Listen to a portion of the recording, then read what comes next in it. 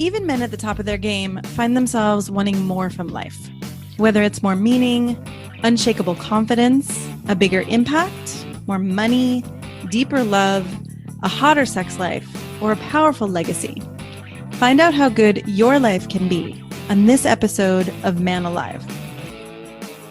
Also, as I've supported men in their love and work lives for 15 years now, many men ask for the right words to say to be more successful, attractive, and desirable. But I found it's not so simple as giving scripts or lines because every man is different. So giving words or scripts would be like giving a tall, thin man a shorter, wider man's pants, or vice versa. The words have to make sense for you and your personality, and there's so much happening beneath the surface that people are responding to.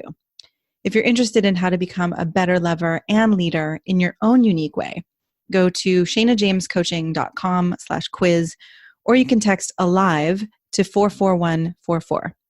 It only takes a couple minutes and you'll start to get an idea of how you can be both more respected and desired. After you fill it out, we can schedule a time to review your quiz and talk about your specific challenges and desires. So again, go to either shanajamescoaching.com/quiz or text ALIVE to 44144. That's ALIVE to 44144. Enjoy this episode of Man Alive. Hello and welcome to this episode of Man Alive. I'm your host, Shana James, and I'm excited to be here today to talk about a very controversial subject, not only to talk about sex, but to talk about why taking a break from sex can be really powerful for you, even if you're single, waiting until you are married to have sex. So I know you might be sitting here thinking, oh my God, what? And do I really want to listen to this? But trust me, there's some really important information here and some important perspectives here. So thank you, Rob Kowalski, for joining me to talk about this really controversial topic. Well, thanks for having me on, Shana. I'm excited. Yeah. So Rob is the author of Why Waiting Works and also the founder of CityFam, which is a Maryland-based nonprofit organization whose mission is changing lives through the power of community. And Rob is a self-proclaimed reformed bad boy. So once the biggest stripper and nightclub promoter in his hometown of Baltimore, he had a radical life-changing encounter with Jesus that transformed him forever. And his testimony from life of excess to redemption has inspired countless numbers of people from around the world already. So his mess has become his message. So again, thank you for being here. And I just want to say, we're not necessarily going to go into the religious aspects of this, though they might come up. But for anyone listening, right, whatever religion you are, this is more about how we as human beings use sex often as a cover up, or, it can blind us to see what else is going on. So, Rob, I think I want to start by maybe just calming the men down who are listening. Like, can you give a little bit of a why they should stay and listen to this and why this is important? Sure. Well, first off, don't kill the messenger. Okay. Yeah. So if somebody came along and said, hey, diet and exercise is really good for you and it's going to make you look and feel the way you really want, you might be mad at first because you'd be like, who the hell are you to tell me I got to get up and do cardio and eat this food that tastes like shit? Like, I'm sorry, but it is the way it is. So just be open-minded enough to, see if there's some truth in what I'm saying. I love that what you said about it, not being religious, because it's not religious. This is just a practical decision that I happened to stumble over. Although I did find it because I started, pursuing a life of following Jesus. But I had zero understanding of the concept of waiting when I started this 20 years ago. I was the biggest man whore in Baltimore where I grew up. I had sex with hundreds of women. I was the king of the one night stand. When if a girl ever told me she wanted to wait, I thought it was manipulative. I was like, why would we wait? We're just going to make each other feel good. Like, this is like, sex is like a massage is the way I viewed it. Yeah. So, I didn't get it. And it was for selfish reasons. When I became a Christian, I thought if I knew what the Bible was teaching about the whole sex thing. And I thought, okay, well, maybe if I don't sin for long enough, God will give me a wife and I'll be able to fall in love, which I had never been in love, up until that point. Still haven't, actually. So I really abstained for selfish reasons with no understanding of the concept. So if there's men listening, look, I get it. I understand, if where you might be coming from, if you don't get the concept of it, but I want to break it down for you practically, because I believe we all want the same things. Every human being wants to reach their full potential. You want to have as much enjoyment and fulfillment out of life as possible. You want to, know what your purpose is, all that. And I believe that sex is the one thing that really has the power to influence all those other things. It becomes a domino effect. And that's what it's done in my life. Yeah. Not easy to do. And just to be clear, that you're not saying don't have sex ever, right? That No. actually you're saying like put it in a different order where then you can have really beautiful, intimate, loving, connected, hot, whatever sex, but with somebody you love. Yes. 100%. I want to have more sex than everybody listening. I wanted to choose the right person, a best friend that I'm physically attracted to long-term, not just short-term. Mm-hmm. So that I'm not a statistic. I don't want to be one of the 50% that gets divorced. I don't want to be one of the other 50% that stays married and that becomes very unhappy. Yeah. Like that's not fulfilled. That's just stuck in a marriage because of the kids or the finances. And then they stop having sex after year 4, which is what 50% of marriages that stay together happens. Yeah. I don't want that to be me. So that really just looking at the numbers, forget everything I say, just look at the numbers. Yeah. People that don't wait to have sex have a 50% divorce rate, and the other 50% that stay married, I would say a very high percentage of them aren't happy. Stop having sex. I also, I want to, in this episode, I want to address how men who are already having sex and already married could apply this too, because I have some thoughts on that and I'm curious about yours.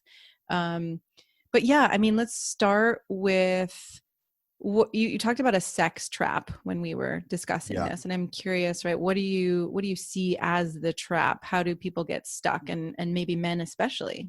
Yeah. So the trap is this: when a woman wants to give a man sex without commitment, or maybe it's even with commitment, but let's just say it's, a boyfriend status or whatever. Yeah. It's very hard to say no to, because for a man, when a woman wants to give you sex, it's literally like someone offering you money for free. You're like, hold on, why would I say no to this? Right. Why would I say no? Why would I ever say no? Why wouldn't I do this? Yeah. So you take the sex. Okay. And then what happens is, if you continue to sleep together, then all of a sudden you get what they call in Christianese a soul tie, but I just look at it as biology. There's, I don't know if your listeners have heard of oxytocin. Yeah. It's a hormone. It's very real. It's called the bonding hormone, and it makes you stick to people. And you can very well get stuck to somebody that you're not in love with and waste years of each other's lives. This is what happened to me with my first girlfriend. We had sex on the first date. Yeah.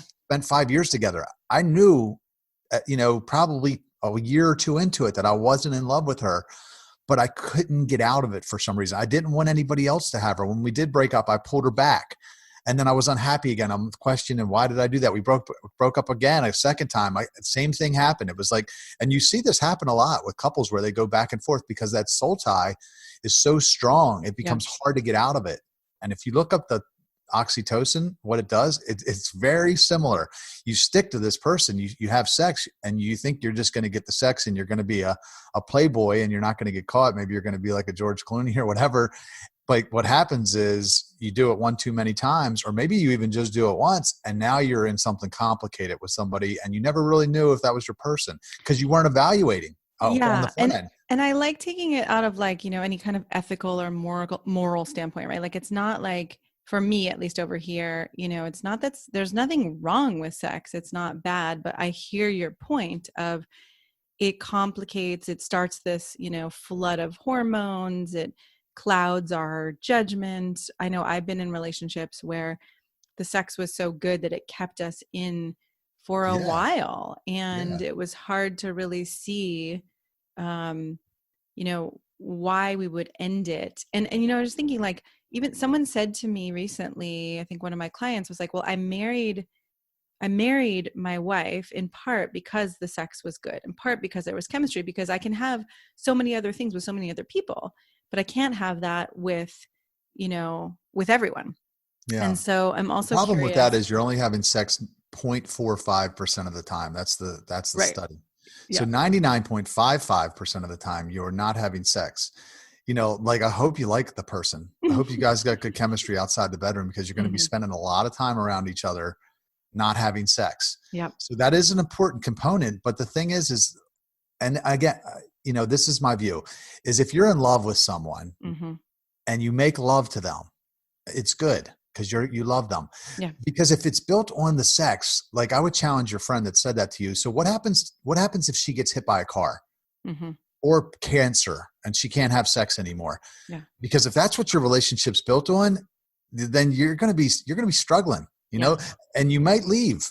Yep. You very well could exit the relationship because that's not what you signed up for. Right. But if you love the person, which is really about sacrifice, it's not about, do they tickle me right?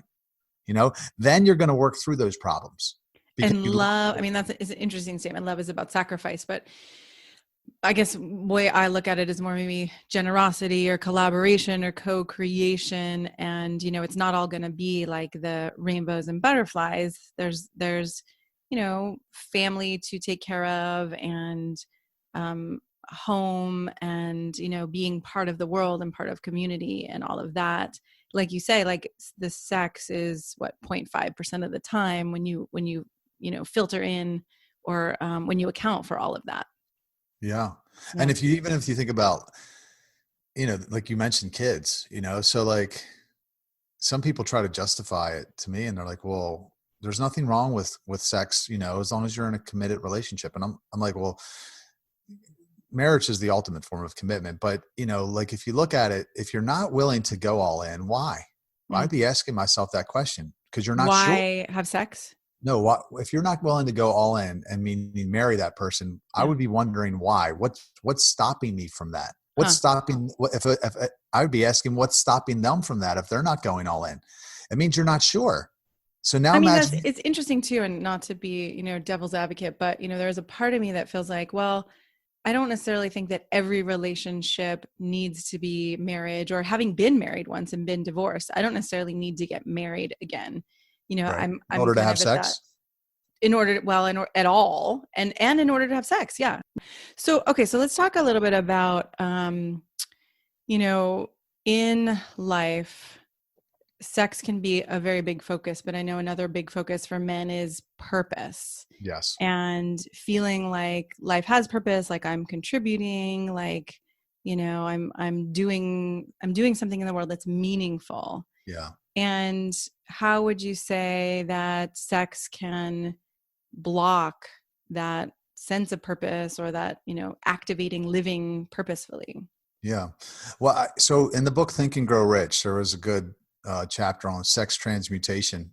And Napoleon Hill talks about how it's the strongest of all human energies, is sexual energy, and how it can be channeled and redirected into other means. And he talks about a lot of inventors and people that have amassed great fortunes, how they use their sexual energy to do it. And I know in my own life, that's exactly what happened. So what happened for me is I became a Christian 20 years ago. I had a pretty long period of abstinence. I backslid, is what they call it in Christianese. I became sexually active for a number of years, but then I rededicated about 9 years ago. And since then I've had like 2 4-year clips of abstinence.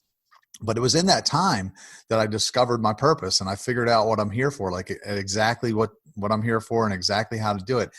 And it was because I don't, like when you put that on the altar, for lack of a better term, you really realize how much time and energy goes into the thought of sex and lining it up and pursuing that person. And, but when you're like, okay, I'm not going to do this until my wedding night. Now, all of a sudden that energy has to be, it's like damming a river, where at some point it's going to find an outlet. Yeah. And you can figure, what for me was my nonprofit and my book and all these things that I've done over the last 9 years that there's no way I would have done if I was chasing the opposite sex, because I was doing it prior to that. And I was very fuzzy on what I was here for. Yeah.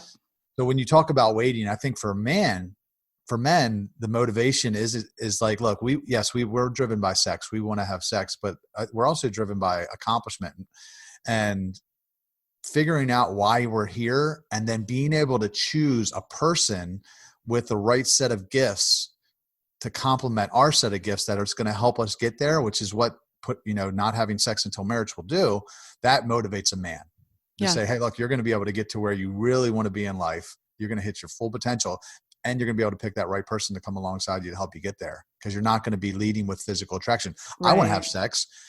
I know in my former life, the only thing I needed to know about a girl to go out with her for the most part was if I was physically attracted to her, because I knew that we were going to be having sex quickly, probably. So I was like, I didn't need to know if she would make a good wife or a mother, or if she was, I wasn't even evaluating. But what would happen is we'd have sex, and somehow with some of them, not always, but some of them I would end up drifting into a relationship with, and then something would be missing. I'd be looking over my shoulder at other women, wondering if I could be happier with them. Yeah. What would you say for men who, it's like, okay, they're beyond just looking at a woman for attractiveness. They're really considering whether a woman is going to be a good partner. And, who's like, well, maybe I have less sex, or maybe we have certain kinds of sex, but not other kinds of sex. Like, why does it have to be so extreme? Yeah, I get it. Because here's the thing. Like I ask people this, I'm like, I know it sounds extreme, and that is the point. Because if I was to say to your listeners, so a guy like that's looking for the right person, he's weighing on, he believes he's evaluating on all these different criteria. If I was to say to them, okay, how about this? No sex before love. Does that sound more reasonable? What do you think, Shayna? Does that sound more reasonable? That sounds more reasonable to me. Got it. I think so too. Let me ask you this. How do you know if you're in love? Well, that's I say you marry the person. Question. You'll be married. You say marry the person. You'd be willing to marry the person, because I could tell you this. I know my heart is deceitful. My heart will lie to me to give my body what it wants. So I could tell you right now, Shayna, I'm in love with you. Let's have sex. And you'd be like, I love you too, Rob. Let's just go to the Then there's so many different kinds of love. And, I think that was one of the things I realized after I was divorced, was like, wow, I don't actually even know what love is. I think of love as a feeling in my heart where I'm really drawn towards someone and my heart feels warm, and, but that's a really different way of thinking about love than, we do have the same values, or we have the same life goals, and we really care about each other, and we want to support each other. Right. I mean, there's so many different ways of looking at love. Right. But my thing is this, I don't want to get stuck with the wrong person, which has happened to me before. And I'm sure there's probably some of your listeners that are stuck in relationships with people that they're wondering if they're really in love with, or, maybe they're wondering if they can be happier with someone else. I don't want to get into that place with somebody and waste years of my life. So now, instead of asking myself on the back end if I can be happier with someone else, which is what I used to do in relationships, I would wonder, could I be happier with someone else? Now I'm going to look at the person on the front end and say, could I be happier with someone else? Yeah. And if I can't say no, then I'm not going to sleep with that person. Well, right. Could I be happier with someone else? I mean, the grass can always be greener, but I'm also thinking, I don't know about that.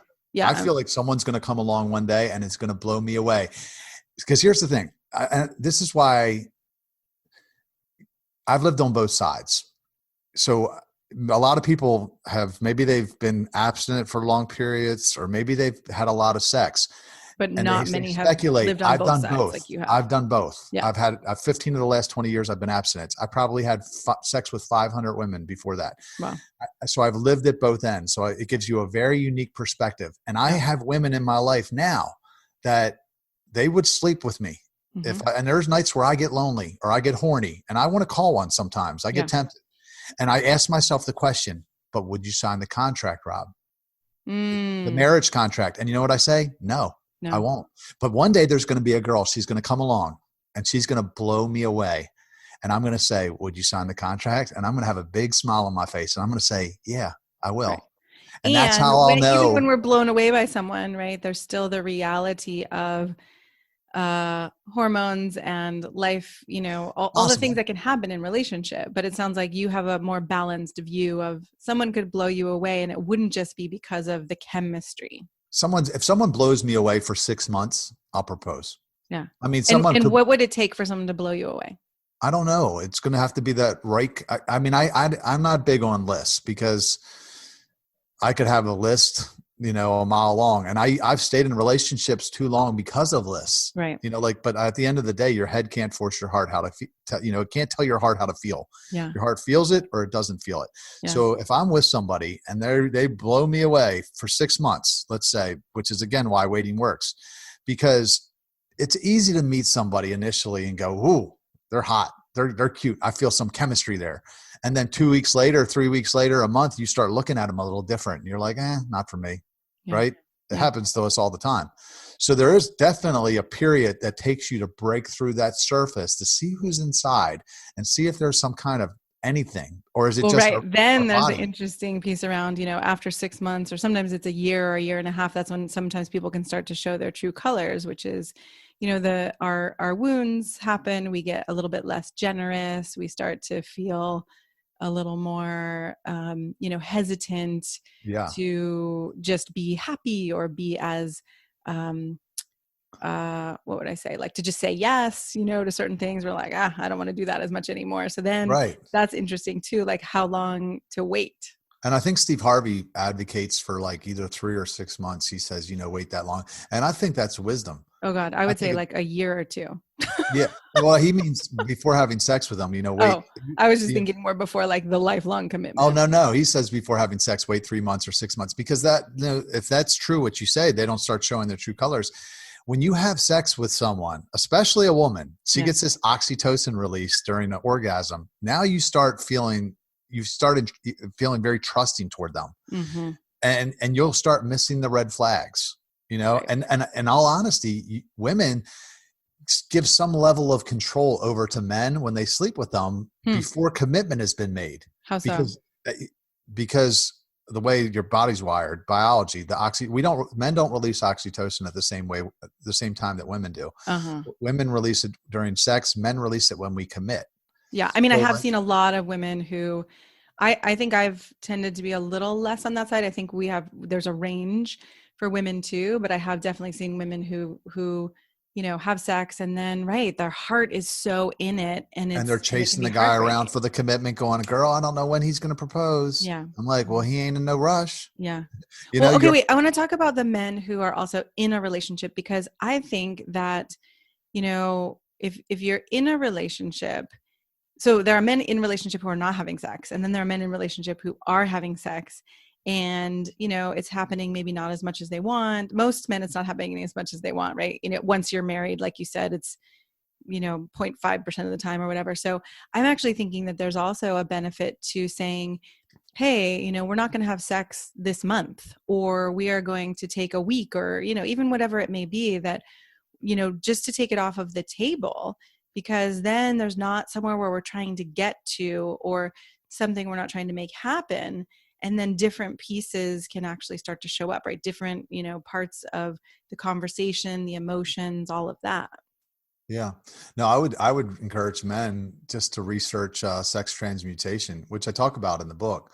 But, going back to Think and Grow Rich, if you do take a sabbatical from sex for a period of time, you can harness that energy and use it for other things. And I think there's nothing sexier than a man and a woman that are working on something important together. Mm-hmm. Yeah. Mm-hmm.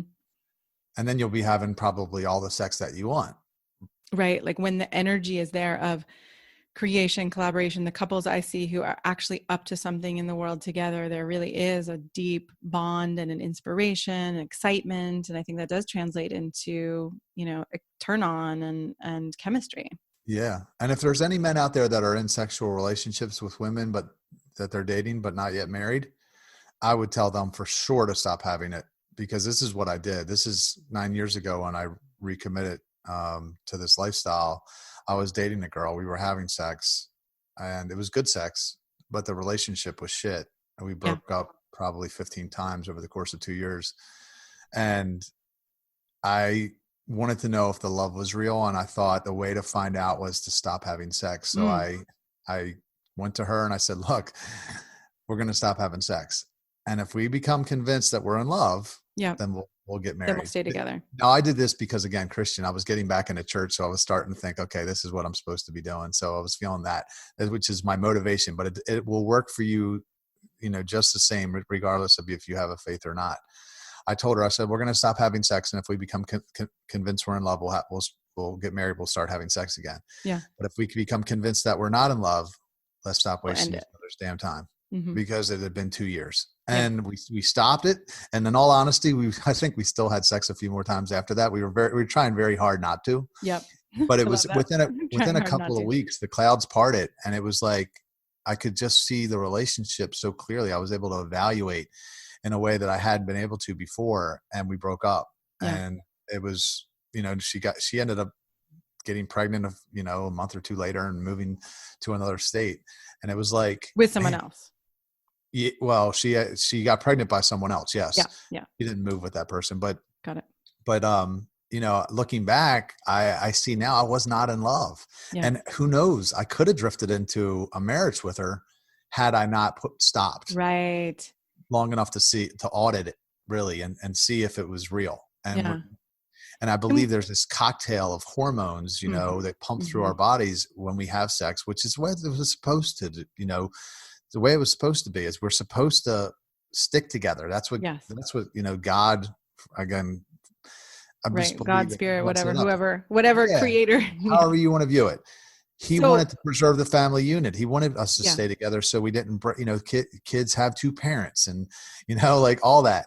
So Okay, wait, can we talk a little bit about the how? Because I know that you've talked about that in some of your videos, that it can be, because it's such a challenge for some men. I mean, for some men who are out there and single, they're not having sex anyway. So even that can be a challenge because it's like, well, I wasn't having sex for so long, but now I'm in a relationship. You're seriously telling me not to have sex. So how do you counter that energy that is the sexual energy that's in you? yeah, it's not easy for sure. I mean, I guess if it was, then it wouldn't work because Right. everything that works is hard, dieting, exercise, all the disciplines are hard, saving money.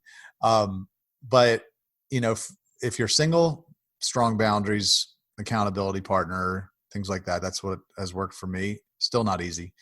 Yeah, If right. you're What not, do you do with the not easy? Like, what do you do with all the energy in your body? I mean, I work a lot. Yeah. Um, And are you saying no masturbation or anything too, or Well, just, I attempt to. yeah, That is the standard, but I'm not perfect. yeah, And I would honestly, I wonder if there's anyone that's mastered it. If there's any man that has been able to go long periods of abstinence and not even masturbate. Now, masturbate? I've done it myself. I think Yeah. I've gone as long as a year and a half before. Wow. And your body is set up to take care of itself, where you'll just have a nocturnal emission. You'll have a wet Ah, dream every interesting. month or so. Yeah. So it's not like you die or Right. anything, You're not going but to it's die. just, it's a longing for it though. Like, I was talking to a friend about it. He goes, yeah, but when you have a wet dream, you're sleeping. Like you don't even enjoy it. I'm like, I Right. know, Right. but you're not going to die is my point. But you miss that. I know for me, going from where I was to where I'm at now, whereas man, sexual pleasure was just a huge part of my life. It was so big. And coming off of that was like detoxing from a drug, and it's still not easy. Like there's still a longing. Like I look forward to my wedding night because I do want to be married and I want to be able to have, all the sex, Mm-hmm. with Mm-hmm. somebody that I'm going to build a life with. But it's a discipline like anything else. And Yeah. I don't know that Yeah. it's easy for anybody. If somebody's listening to this, hit me up because I would love to talk to somebody that's mastered this because I haven't been able to figure it out. Yeah. All right. Is there anything else you want to leave men with? Anything you think it's important, for men to know or understand as we're drawing to Yeah. the end? Well, I love to plug the book. I'm actually giving copies of the book away at whywaitingworks.net. Great. You can go there and there's a bunch of bonuses that you get. You just have to pay $9.95 for shipping and handling to send it to you. But there's a bunch of other things like a study guide. And I put together a study guide because it is very difficult to do this. Like the book does a good job of breaking it down practically why it makes sense to wait. I didn't want to write a book from a religious standpoint because every book that I read about sex and not having it was all written around, it's a sin and you're breaking a commandment and all this other stuff. Yeah, that just doesn't work. Yeah, it doesn't resonate. That's my opinion. Right, no, I get it. I totally get it. I made a video called 10 Reasons Not to Have Sex Before Marriage, and it went viral because I break it down 10 practical reasons why not to do it. Yeah. And it actually became the #1 video in the world for a while on YouTube on the Wow. subject. But the book does a good job of breaking it down practically. The study guide is designed around, okay, let's get a group of people around now to wrestle with these concepts, because as people get their eyes open to like, oh shit, he's right. No wonder my relationships haven't been working, because they'll start to see the patterns, because I talk about all these different problems that I had in my relationships. Mm-hmm. But now you're in a group of people, guys, maybe guys and girls, whatever. And now everybody's coming to this realization, and you're able to develop a tribe of people that'll support you and go, okay, I think I want to try this. Mm-hmm. And then, so now you'll have things to do. Maybe you'll have people to hold you accountable with, and that really, that community piece is key, which is really what the nonprofit that I started is all about. At City Fam, it's about helping people become the best version of themselves by giving them a supportive community of people to do life with. That's so cool. I like that. So you can check that out too, cityfam.com, if anybody out there is listening that's interested. Awesome. Well, thank you for, again, being so visible with such a controversial topic, and, really sharing your personal and vulnerable experience of why it's worked for you and what you can see as benefits for other people, for men and women and, anyone, any gender who actually tries this. Yeah. Thank you, Shana, for having me. It's been great. I'm so glad you joined us for today's episode of Man Alive. I hope you enjoyed our conversation and it gave you something to consider and explore in your life. If you like what you heard, I'd be so grateful for you to subscribe and write a quick review that helps men like you find us. And again, head over to shanajamescoaching.com/quiz or text the word ALIVE, ALIVE, to 44144 to get a sense of how you can become a better lover and leader. You'll start to see how you can be both more respected and desired in your unique and genuine way. If you don't feel as confident or as excited about life or love as you'd like to be, this quiz is a really great starting point and will guide you toward a more passionate love life and a more inspiring and successful career. So again, text ALIVE, ALIVE, to 44144 or head over to shanajamescoaching.com/quiz. Join us each week for a new episode of Man Alive.